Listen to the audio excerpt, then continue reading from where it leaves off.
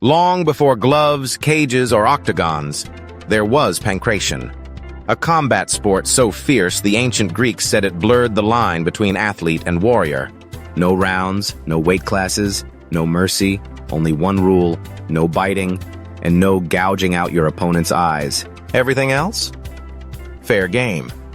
This was the original mixed martial art.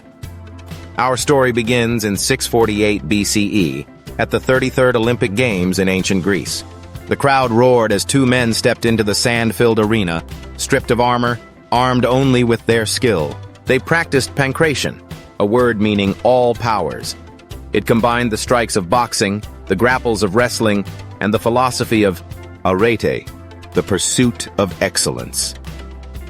To the Greeks, combat wasn't just sport. It was a measure of spirit, courage, and control. A pancratiast wasn't simply trained to defeat his opponent, he was trained to master himself. In temples like Olympia and gymnasia across the Greek world, warriors trained their bodies as an offering to the gods. Every punch, throw, and choke carried religious and philosophical meaning. The body was the weapon. The mind was the shield. So what did a pankration fight actually look like? Imagine the savagery of early UFC, without gloves, referees, or tap-outs.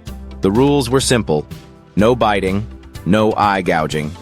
Everything else was allowed: strikes, joint locks, chokes, throws, even submissions on the ground. Competitors often fought until one could no longer continue.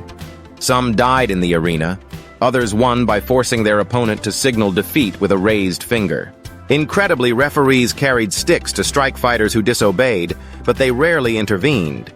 Pankration was designed to test endurance, strength, and heart, not just skill. The most famous of them all was Arrachion of Phigalia. During the Olympic Games, Arrachion was caught in a choke, his opponent's legs wrapped tight around his neck. On the verge of death, Arrachion broke his opponent's toe. The opponent screamed and signaled defeat. Moments later, Arrachion collapsed, dead. The judges crowned him champion anyway, a hero who won his final match from beyond the grave. His story became legend, an example of Arete in its purest form: victory, even at the cost of life. Another figure often linked to pankration's military roots is the Spartan hoplite. In close combat, Spartans used the same grappling and striking techniques as Olympic fighters, except theirs were honed for the battlefield. To fight without weapons was to prove dominance not just over others, but over fear itself. Training in pankration was as brutal as the fights themselves.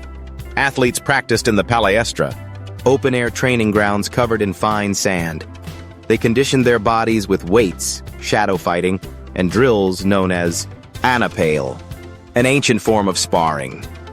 Greeks believed in balancing body and mind.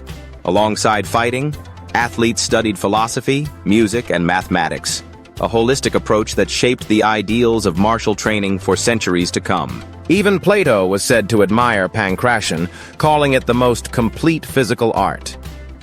As the Roman Empire expanded, the brutal spectacle of gladiatorial combat replaced the disciplined art of Greek athletics. By the 4th century CE, when Emperor Theodosius banned pagan traditions, the Olympic Games and pankration disappeared. But its spirit never died.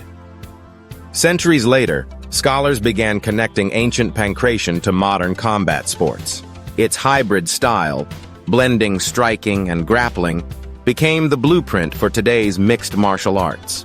In 2004, pankration returned to Athens as a demonstration sport, a symbolic revival of the Greek tradition. Watch a UFC fight today. The takedowns, the ground control, the submission holds, and you're seeing the ancient DNA of pankration. Where ancient warriors fought for honor, modern fighters step into cages for pride, discipline, and glory.